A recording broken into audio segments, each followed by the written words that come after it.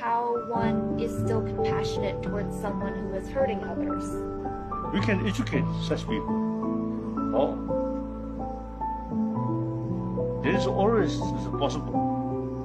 You see, today some quarrel, and then remain quiet.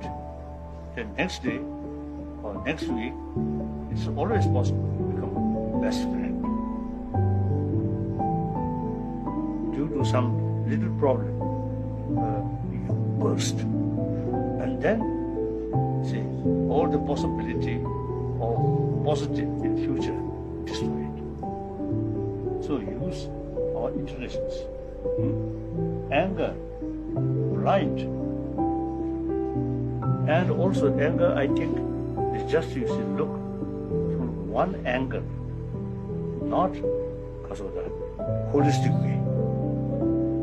Anger, shouting, and worst thing is beat. Then all the positive future destroyed.